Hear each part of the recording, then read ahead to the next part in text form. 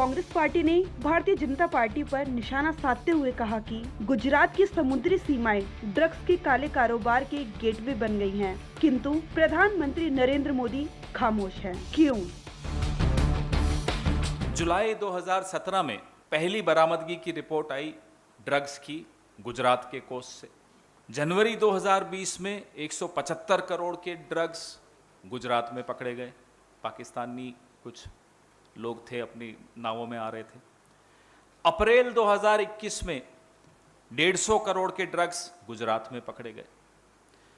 28 अप्रैल को पीपावाव पोर्ट, निखिल गांधी कोई उद्योगपति हैं, उनके यहाँ बरामद हुए 90 किलो 450 करोड़ के ड्रग्स। सितंबर 2021 में 3 टन हेरोइन 21,000 करोड़ का बरामद हुआ। 18 सितंबर 2021 को ईरान के रास्ते आता हुआ 30 किलो 150 करोड़ के ड्रग्स बरामद हुए। लिस्ट बहुत लंबी है। और अभी कल मुंद्रा पोर्ट पे एक बार फिर 52 किलो कोकीन ईरान के रास्ते बरामद हुई। लगातार गुजरात के रास्ते, गुजरात की कोस्ट लाइन पे ड्रग्स पकड़े जाते हैं।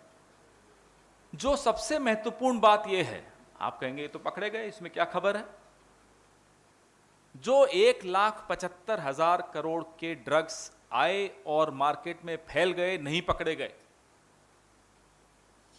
जून 2021 में जो इतना बड़ा ड्रग्स का बरामदगी हो सकती थी और नहीं हुई, वो कितनी ट्रक्स में हिंदुस्तान में फैला होगा। एक ट्रक में पूरे के पूरे ड्रग्स तो आप भर नहीं सकते, कुछ और भी रखेंगे तो 5 टन रख दिया होगा आपने।